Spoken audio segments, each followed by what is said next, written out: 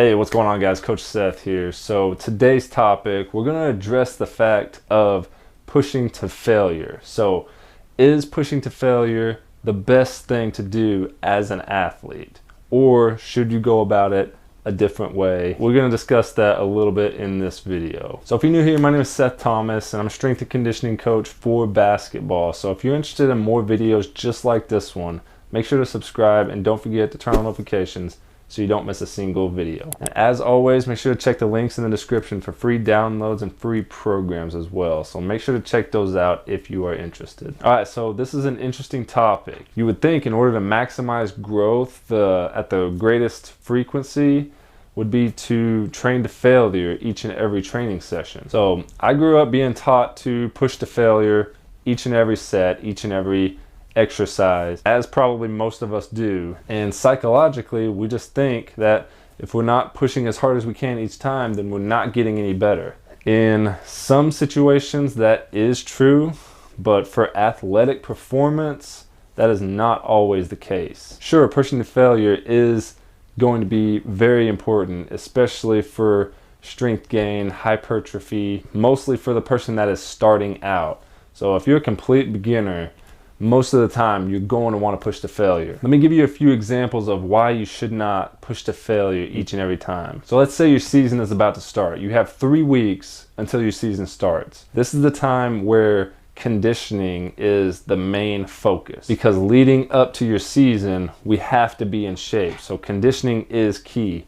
And whenever we are doing conditioning, 99% of the time, you're going to be pushing to failure. So in this situation, in this case, yes, you do want to push to failure. But now let's say your season has just ended and you've just reached the off season, and your goal is to improve your vertical by 4 inches before the next season. So in this situation, you do not want to push to failure, because whenever you push to failure, that just turns into a conditioning workout. And whenever the season has ended, you don't really need to be focusing completely on conditioning. You still need to keep up with it a little bit. I like to say make sure you're at least playing the game 1 to 2 times a week, playing the game. That should at least keep up a little bit of your conditioning. Let me explain why this isn't what you want to do, or why pushing to failure whenever you're trying to increase your vertical is not a good idea. So let's talk about muscle fibers really quick. There's 2 types of muscle fibers. There's fast twitch and then there's slow twitch. I'm gonna keep it very basic. There's a lot of other small details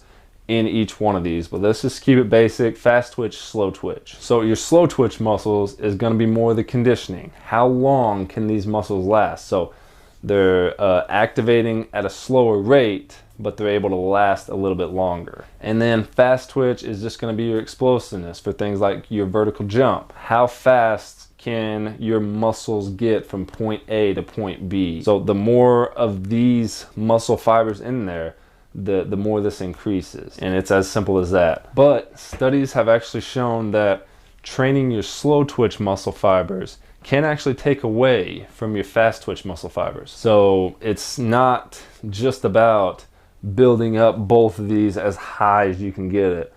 It's gonna get to a point where you're gonna have to focus on one or the other. So the more you focus on slow twitch, the lower your fast twitch gets.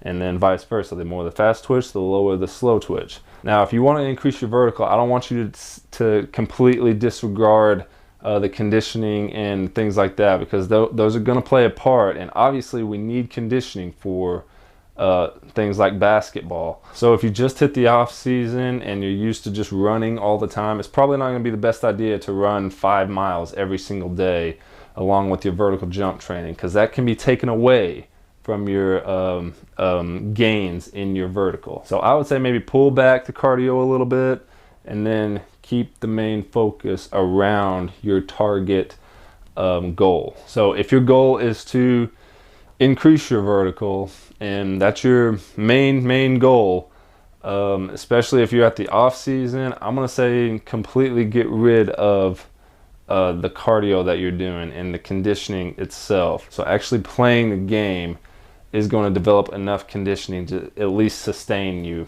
throughout the off season. I know it feels good just to kill yourself in every workout, and we like to show everybody how hard we work, but it's not always going to be the best idea for you as an athlete. So I'm just giving an example of the vertical jump. So you don't want to push to failure, but if you're a complete beginner and you're just starting out on your vertical training, I like to start with a little bit higher reps, so a little bit more volume, but a few weeks into your training, those reps need to start pulling back a little bit. And whenever that happens, we are going for max intent. So whenever we're going for max intent, we are producing the most amount of force throughout our body. So let me just give you an example. If you're doing weighted squat jumps or weighted box jumps for max intent at 10 reps, at some point there's going to be a pretty good size drop in your vertical. You jump the same, you jump the same, you jump the same, and then one of those reps, you're going to have a pretty good drop of your vertical.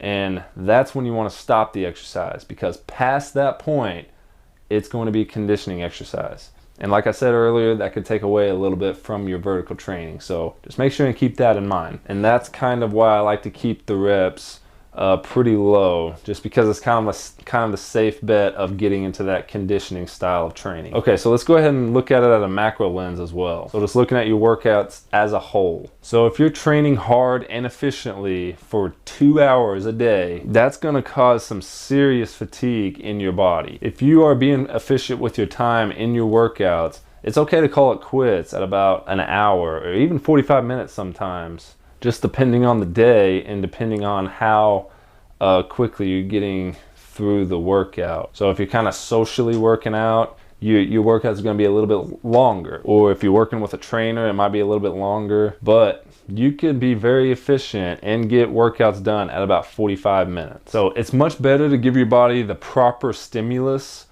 and attack that same muscle group in a 48-hour window than it is to completely annihilate your body and then have to wait 4 to 5 days before you can get that muscle group again. Because if you take 2 hours killing a certain muscle group, it's going to take a multiple amount of days before it's completely recovered. The thing that promotes growth the most is going to be that 48-hour period. So you want to give proper rest, but you don't want to rest too much and then just kind of be in this ongoing circle. So just remember to be very intentional with your training. It all comes down to where you are at in the season, what you're trying to do, what type of training you're doing, and what your goals are. So the question is, what do you guys think about pushing to failure? Is pushing to failure what you do, or do you just mix in your failure days in your failure sets? Let me know in the comments below. I hope this video was helpful for you guys. Thank you so much for watching. If you haven't already, make sure to subscribe and turn on notifications so you don't miss a single video. And I'll see you guys next time.